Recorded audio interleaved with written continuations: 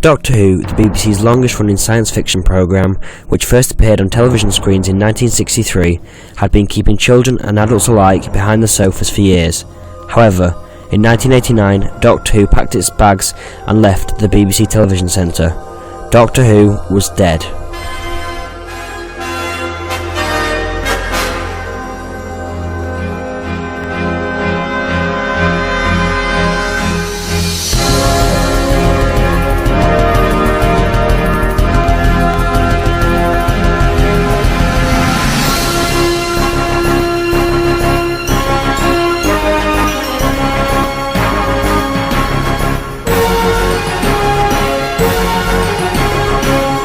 Where to now, Ace?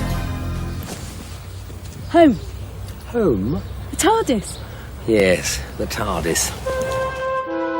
There are worlds out there where the sky's burning, where the sea's asleep and the rivers dream. People made of smoke and cities made of song. Some of there's danger, some of there's injustice, and somewhere else the tea's getting cold.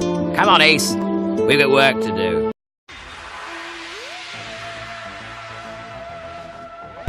Following viewing figures since the end of Tom Baker's turn as Doctor, a decline in the public perception of the show, and a less than prominent transmission slot, Doctor Who was taken off air in 1989 by Jonathan Powell and Michael Creed, then head of the BBC.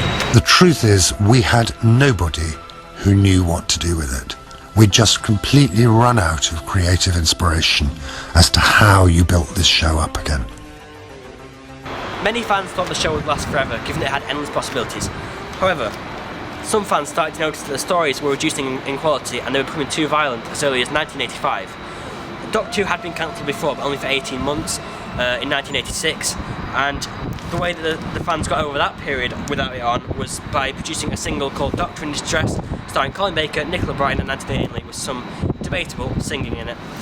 Doctor in distress, bring him back now, we won't take less. But it seemed like even something like that couldn't save Doctor Who permanently. Doctor Who was never officially cancelled and the cast were never told it was the end. It was a quiet end to a show which had grown so much since the early 60s. Colin Baker had been sacked and Sylvester McCoy wasn't much of an improvement, thought many fans. It certainly wasn't the same show it had been when it was getting 16 million viewers in the late 70s.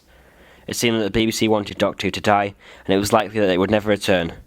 On the 6th of December 1989, Doctor Who was exterminated.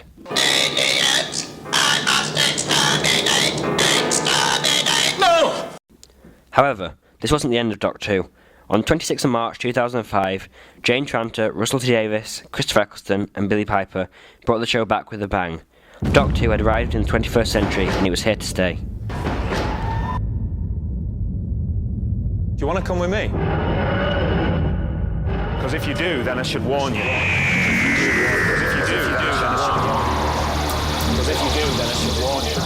You're going to see all sorts of things. Ghosts from the past, aliens from the future, the day the Earth died in a ball of flame. It won't be quiet, it won't be safe, and it won't be calm. But I tell you what it will be. A trip of a lifetime. But what happened during the lost decade? In this documentary, I aim to examine how the fans kept the flame burning and refused to let Doctor Who die. One way that they kept Doctor Who alive was through the conventions, run by Galaxy 4 and 10th Planet events, in which cast and crew from the classic series of Doctor Who were invited and interviewed. At one of these conventions, following in 2017, I asked lifelong Doctor Who fan Andrew Land why he thinks the conventions are so popular. Oh, to be honest with you, they kept it alive. Following the cancellation of Sylvester McCoy era, it was just brilliant because they were all like fan-based conventions. There was the Panopticons in Coventry, there was the Monopticons in Manchester, and they kept it going. I also asked this question to the students at St Monica's sixth form. I think I didn't really know about it until now, but I think that the conventions are a cool idea, and that definitely it's interesting, and if you're a fan of Doctor Who, I think you can be passionate at those conventions. I think conventions are a nice place to meet other people who are interested in the same thing as you are and hopefully get some new friends out of it and some new experiences. Well, I think it's a good way for interested fans to get together. Like Doctor Who conventions, it's kind of like an orchestra of nerds. it's got such a loyal and developed following that the reason that these conventions are so successful is because, you know, fans of Doctor Who are like super fans, whereas a lot of kind of other kind of conventions you don't kind of get that passion about just one thing from the fans. However, although the fans had a chance to meet previous stars of the show, something was still missing: new stories. These arrived in the form of books, with Virgin, BBC and Telos providing a shed load of new stories to their fans, bridging the gaps in between TV stories. The first of these was called Time Worm Genesis, and was published in June 1991, less than 2 years after the show was axed. It featured the Seventh Doctor and Ace, and continued what the TV series had started. I don't personally think it's a bad thing that the show was cancelled at all, really. If the show hadn't been cancelled, it would have generally have reduced in quality even more, and we would probably never have had McGann, Eccleston, or even Tennant. After Virgin Books lost their licence to publish Doctor Who books in 1997, they instead focused on the spin-off adventures of Professor Bernice Summerfield, a character created specifically for the books. Big Finish, an audio company, later adapted these and didn't need the permission from the BBC as they didn't own the character. Big Finish later granted the licence to produce full-cast audio dramas featuring the original actors to play the Doctor, and there are now over 1,000 of these starring all the classic Doctors, with new Doctors entering the expanded universe too. As for the action figures, Doctor Who remained as popular as ever. Dapol continued to produce their posable action figures before Product Enterprise took over with their 12-inch collectibles. Finally, Character gained the toy licence with their 5-inch figures. As well as the books and audios, some fans went one step further and produced fan films. Most of these did not mention the Doctor, but could feature companions or monsters due to licensing reasons. One of these is Downtime. Written by Mark Platt, this story featured the Brigadier, played by Nicholas Courtney, fighting the Yeti once again. Another of these fan films, entitled Devious, featured John Pertwee's The Doctor and included his regeneration from Troughton. This has never been completed, but was Pertwee's final time playing the Doctor, so it was something very special to fans. Then, in 1996, Doctor Who returned to our screens for one night only. Planet Earth 1999. He's back, and it's about time. Who are you? I am the Doctor! Although the film received mostly positive reception in the UK, it failed in America, and Doctor Who was put on the shelf to rest once again. Several other companies tried to resurrect the show, but they all failed, until one day in 2003 somebody had an idea. If you're one of the millions of Doctor Who fans who've been waiting for his return to the small screen, you've not long to wait. He's back at the end of the month. I'm the Doctor, by the way. What's your name? Rose. Nice to meet you, Rose. Run for your life! Starring Christopher Eccleston and Billy Piper, this show was bound to succeed. I think very much what it means to be a Doctor Who fan has changed so much in like the last 15-20 years. When I was sort of growing up and watching the old VHS tapes, that's sort of what a Doctor Who fan was, somebody that would just sit on their own at home watching VHS tapes of programmes from the early 60s and 70s, and now anybody can enjoy it, and you don't have to be ashamed of liking it either, you know. And nowadays it seems to be a lot more women than men.